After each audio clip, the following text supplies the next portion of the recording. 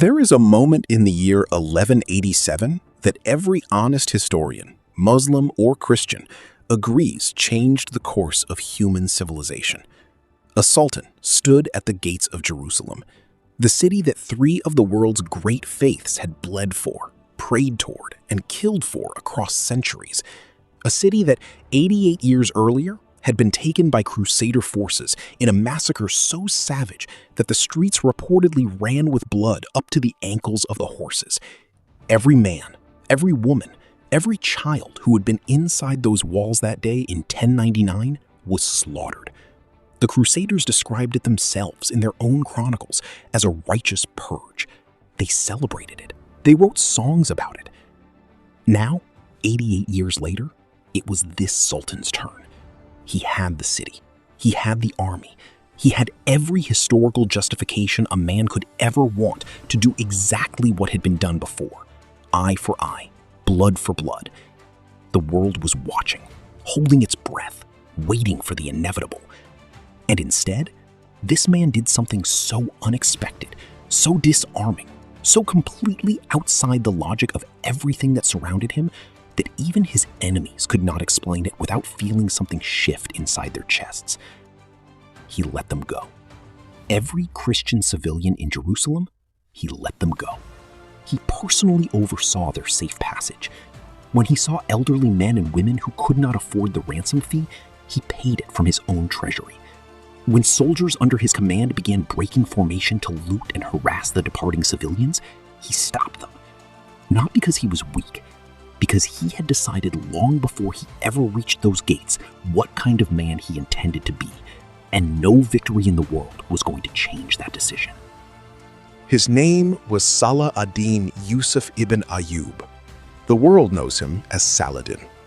And the argument for him being the greatest Islamic Sultan in history is not just about what he conquered. It is about who he was while he was conquering it. Born in 1137 in Tikrit in present-day Iraq, Saladin came from a Kurdish military family with no throne, no dynasty, and no obvious path to greatness. His father, Najmuddin Ayyub, was a capable soldier and administrator, and it was in that practical, disciplined household that Saladin developed the two qualities that would define his entire life: an almost obsessive sense of personal justice and a military mind that operated several moves ahead of everyone around him. He rose through the ranks under the Syrian ruler Nur ad-Din Zengi, initially as a reluctant soldier who, by his own admission, preferred scholarship to warfare, and eventually became the commander of Egyptian forces after accompanying his uncle Shirkuh on a campaign to stabilize Egypt against Crusader and Fatimid interference. When his uncle died in 1169, Saladin, still only in his early 30s, was appointed to replace him as Vizier of Egypt.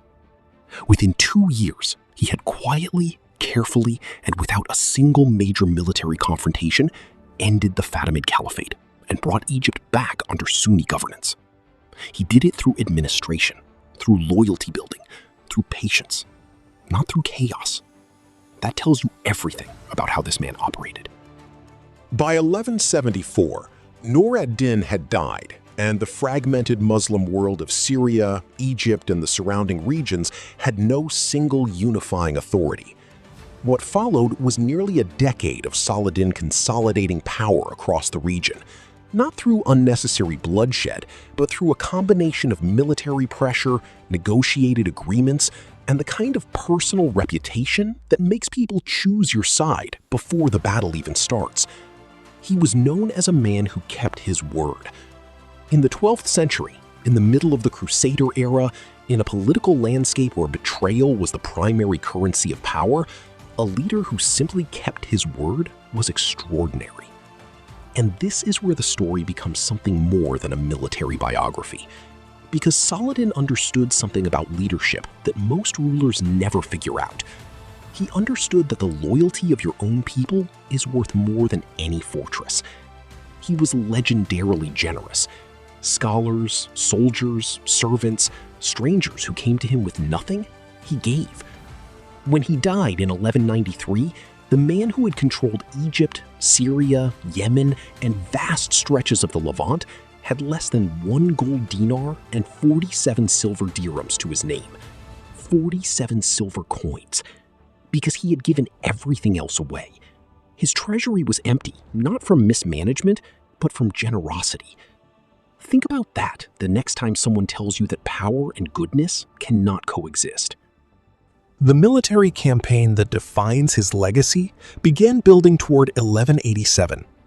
The Crusader states had held Jerusalem and much of the Levant for nearly 90 years. Saladin had been carefully, methodically surrounding them diplomatically and militarily, waiting for the right moment.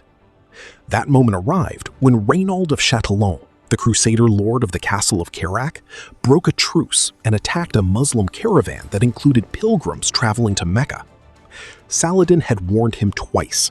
He had made a personal vow that if Reynaud broke the peace again, he would deal with him himself.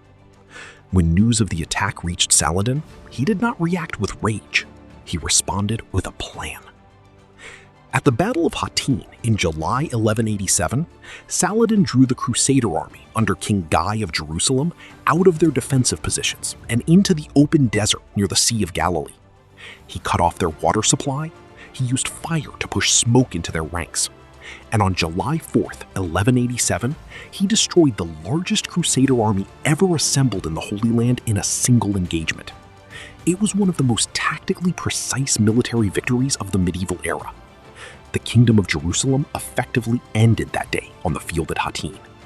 Jerusalem itself fell 3 months later. Take a moment here, because I want to tell you something directly.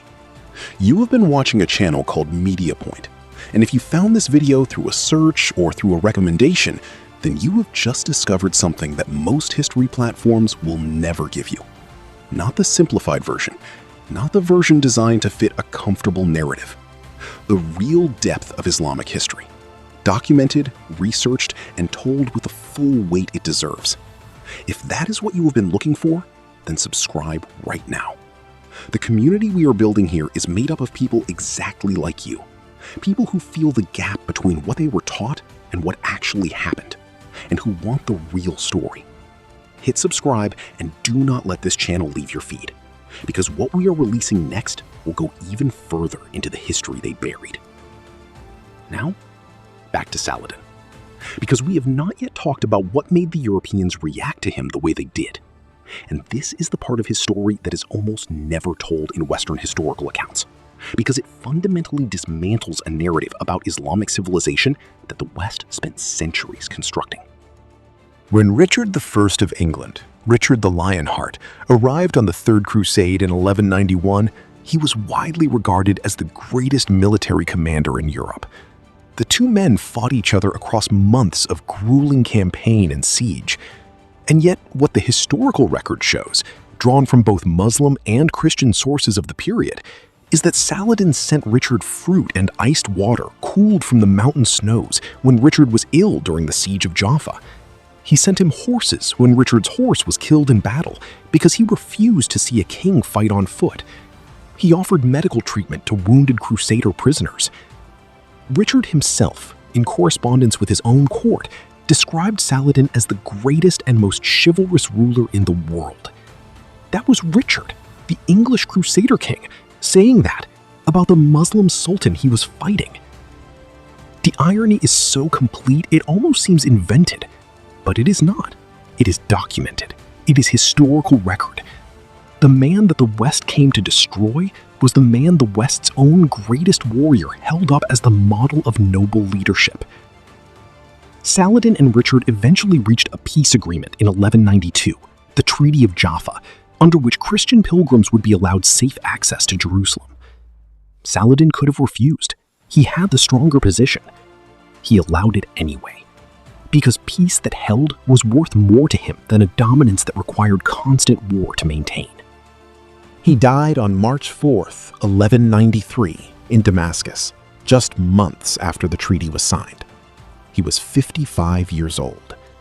He had ruled for less than 25 years as the dominant power in the region, and yet the world he reshaped during those years, the precedents he set for how a Muslim ruler should conduct himself in war, in governance, in victory, and in defeat, outlasted every border he ever drew. No sultan in Islamic history combined what Saladin combined: military genius of the highest order, a personal moral code that never bent even under the pressure of absolute power, a reputation for justice so strong that his enemies documented it more faithfully than his own chroniclers, and a vision of leadership that placed the dignity of the people above the glory of the ruler. That combination has never been replicated. Not before him, not after him, not anywhere in the 14 centuries of Islamic political history. He was not perfect. No human being who holds that much power across that many years could be. There were moments of political calculation, of pragmatic compromise, of decisions that cost lives he might have saved another way. But the arc of his life, from a Kurdish soldier's son in Tikrit to the man who stood at the gates of Jerusalem and chose mercy when vengeance would have been celebrated, that arc bends towards something rare in human history. It bends toward greatness in the truest sense of the word. Share this video with someone who needs to know this story, not for the views, because this knowledge belongs to everyone, and too many people are carrying a version of history with this man's character erased from it. Like this video for Saladin. He earned it 800 years ago, and he is still earning it now. And stay close to Media Point, because the story is far from over.